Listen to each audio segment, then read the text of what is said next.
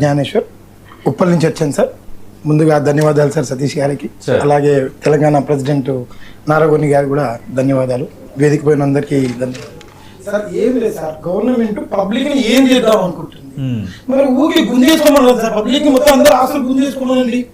ఎందుకు ఇంత నరక ఘోష అనుభవిస్తున్నారు పబ్లిక్? ఇప్పుడు ఉప్పల్ సర్వే నెంబర్లో 65 సర్వే నెంబర్లో నేను ఉంటున్నా సార్. నేను నివసిస్తున్నాను అక్కడ. మా కాలనీలో నేను రియల్ ఎస్టేట్ చేస్తాను, బిల్డర్ని. ఇక్కడ మనకు వస్తుంటారు, కొనుక్కునే వాళ్ళు వస్తుంటారు, అమ్మే వాళ్ళు వస్తుంటారు.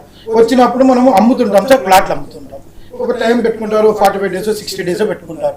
ఫస్ట్ కొనుక్కునేవాడు వస్తాడు, లీగల్ ఒపీనియన్ తీసుకుంటారు, రిజిస్టర్ ఆఫీస్కి వెళ్తారు, చూపించుకుంటారు, కొనుక్కోమని డాక్యుమెంట్ రైటర్స్ చెప్తుంటారు. తీరా డబ్బులు కట్టి లాస్ట్ అమౌంట్ వచ్చేసరికి మేము ఇది రిజిస్ట్రేషన్ చెయ్యము అని చెప్పేసి మేము ఎస్ఆర్ఓ దగ్గరికి వెళ్తే చెప్పింది. ఎందుకు చేయాలి మేడం అంటే, నిన్న నైట్ రిజిస్ట్రేషన్ అయింది, తెల్లారి ఎందుకు కాదు, ఈ రాత్రి ఎందుకు ఇంప్లిమెంటేషన్ చేసిండ్రు, దీని వెనుక ఉన్న శక్తులు ఎవరు, అసలు గవర్నమెంట్ ఉందా లేదా? ఈ రోజు మార్నింగ్ సబ్ రిజిస్టర్ దగ్గరికి వెళ్ళాను సార్, ఆఫీస్కి వెళ్ళాము. అక్కడ డాక్యుమెంట్ రైటర్లు ఇలాగే మాట్లాడుకుంటారు కదా సార్. అంటే పబ్లిక్ ఏమంటున్నారంటే, పబ్లిక్ లో చైతన్యం రావాలా, చైతన్యం వచ్చి రిజిస్టర్ ఆఫీస్ కి తాళాలు వేస్తే కానీ గవర్నమెంట్ దిగిరాదు అని ఇంతమంది ఘోష ఎందుకు, ఈ గవర్నమెంట్ ఎందుకు ఇట్లా చేస్తుంది అని చెప్పేసి చెప్పడం జరిగింది సార్. ఇప్పుడు దీనికి అంతమంటూ ఏముంది అనేది ఎవరికి అర్థం అవ్వట్లేదు. ఫస్ట్ ఆఫ్ ఆల్ దీని పరిష్కారము గౌరవ ముఖ్యమంత్రి గారే ఇనిషియేటివ్ తీసుకొని చేయాలి. కానీ పరిష్కారం లభించకపోతే ఏం చేస్తారు? అప్పుడు పరిష్కారం లభించకపోతే ఏం చేస్తామంటే ఏం చేయలేదు సార్. పబ్లిక్ ని ఎవరు ఏం చేయలేదు సార్. పబ్లిక్ చైతన్యం వచ్చి మళ్ళీ మన టిఆర్ఎస్ గవర్నమెంట్ ఏదైతే మనకు తెలంగాణ రాష్ట్రం సపరేట్ కావాలని ఏదైతే కొట్లాడినో అలాంటి మార్చి గాని, లేకపోతే ఏదన్నా సమ్మె గాని, అందరూ పబ్లిక్ రావాలి, రియల్టర్స్ రావాలి, బిల్డర్స్ రావాలి. ప్రతి ఒక్కరు ఈ గవర్నమెంట్ లో సుఖ సంతోషాలతో ఎవరు లేరు సార్. ప్రస్తుతం ఉన్న గవర్నమెంట్ ప్రజల నుంచే గవర్నమెంట్ ఎన్నుకున్నారు. టిఆర్ఎస్ గవర్నమెంట్ వద్దనుకొని కాంగ్రెస్ గవర్నమెంట్ ఎన్నుకున్నారు. కాంగ్రెస్ గవర్నమెంట్ ఎన్నుకున్న తర్వాత ప్రజలకు అందంగా ఉంటా అని చెప్పేసి రేవంత్ రెడ్డి గారు ఆ రోజు చెప్పడం జరిగింది. ఎటువంటి పబ్లిక్ ఇబ్బంది రాకుండా చూసుకుంటామని చెప్తేనే ప్రజలు ఏం చేసిండ్రు, పబ్లిక్ ఓటేసిండ్రు.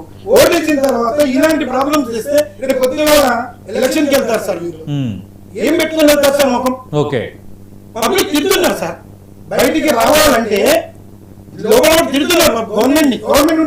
సపోజ్ నేనే ఉన్నాను ఏమన్నాను అనుకోండి, సపరేట్ మళ్ళీ ఏదో కేసులో పెట్టుకుంటే ఇది నా ఆవేదన సార్.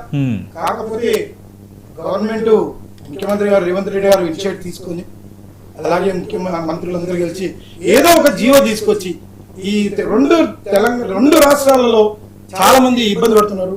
గత ప్రభుత్వంలో 15 లక్షల గత ప్రభుత్వంలో జాబితా మీ కొత్తగా ఏమి చేయలేదు, ఎలాంటి అక్రమాలు జరగలేదని మంత్రి పొంగులేటి శ్రీనివాసరెడ్డి అంటున్నారు.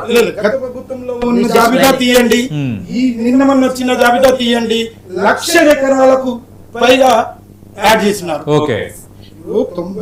90లో సపోజ్ ఒక లేఅవుట్ అయింది సార్, దానికి ఒక లైన్ ఇచ్చారు, ఎగ్జంప్షన్ లైన్ అని చెప్పేసి ఇచ్చారు. ఒక 10 ఎకరాలు ఎంత ఉంటే దాంట్లో 2 acres 3 acres వాళ్ళు ఎగ్జంప్షన్ ఇస్తారు సార్. అది కూడా వాళ్ళు బేఖాతరు చేసి లేదు 65 సర్వే నెంబర్ మొత్తం ఉంది అని చెప్పేసి ఎట్లా సార్? 65, 64, 62, 58 ఎన్నో ఉన్నాయి సార్. ప్రతి ఒక్కరు వాడు రిజిస్టర్ ఆఫీస్కి వెళ్ళి అడిగితే కానీ తెలియదు మన బాధ. ఒక్కొక్క రోజు నిద్ర రాత్రులు కలిపారు సార్ మా కస్టమర్స్. ఒకరైతే సూసైడ్ చేసుకుందామని చెప్పి పెట్రోల్ తీసుకెళ్లి తగలబెట్టేద్దాం అన్న ఆలోచనలో ఉన్నారు సార్. పబ్లిక్ అంత కసితో ఉన్నారు. అలాంటి చర్యలకైతే ఉపక్రమించొద్దు ఖచ్చితంగా. పబ్లిక్ చెప్తున్నారు పరిష్కారం అనేది దొరకకుండా మానదు.